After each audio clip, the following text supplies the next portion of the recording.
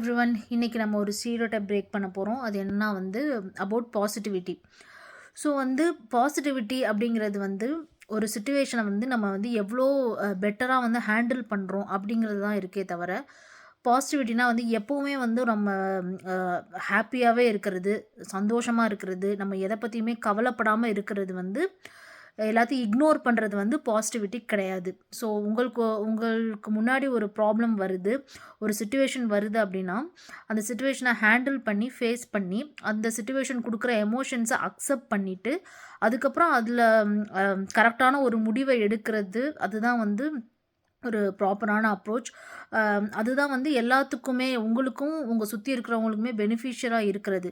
நிறைய பேர் பாசிட்டிவாக இருக்கணும் அப்படின்னு சொல்லிட்டு எல்லா விதமான ஒரு ஒரு ப்ராப்ளம்லேருந்தும் ஒளிஞ்சிக்கிற மாதிரி, அதை இக்னோர் பண்ணுற மாதிரி, அதுக்கு ப்ராப்பராக ரெஸ்பாண்ட் பண்ணாமல் அந்த ப்ராப்ளமை அப்படியே இக்னோர் பண்ணிவிட்டு நான் நான் பாசிட்டிவாக இருக்கணும், நான் எனக்கு நெகட்டிவிட்டியே எனக்கு வேண்டாம் அப்படின்னு சொல்லிட்டு எல்லா ப்ராப்ளமே இக்னோர் பண்ணிவிட்டு, இல்லை அதுக்கு turning cold to the situation, அதை கண்டுக்காமல் இருக்கிறது பாசிட்டிவிட்டி கண்டிப்பாக கிடையாது.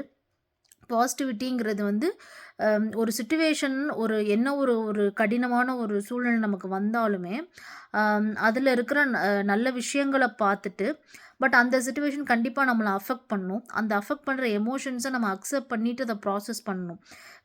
இப்போது திடீர்னு நீங்கள் உங்களுக்கு ஒரு ஒரு ரொம்ப பிடிச்ச ஒரு விஷயம், நீங்கள் அதுக்கு மேலே ரொம்ப ஒரு அட்டாச்சாக இருக்கிற ஒரு விஷயம் உங்களை விட்டு போகுது அப்படிங்கும்போது, அதுக்கான எமோஷன்ஸ் அது உங்களுக்கு வரதான் செய்யும். அந்த எமோஷன்ஸை நீங்கள் அக்செப்ட் பண்ணி அதை ப்ராசஸ் பண்ணணும்.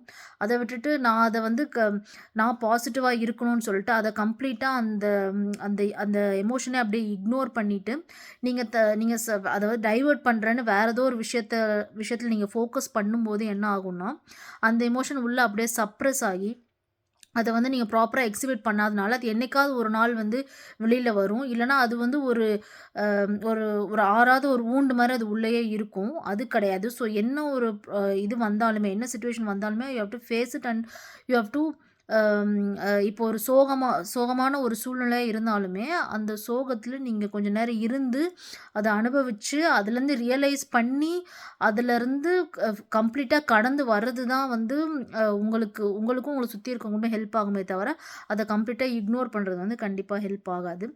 ஸோ பாசிட்டிவிட்டிங்கிறது it's not about ignoring the problems, it's about facing the problems in a positive way with a positive attitude. அதுதான் இன்னைக்கு நான் சொல்ல வந்தது. தேங்க்யூ.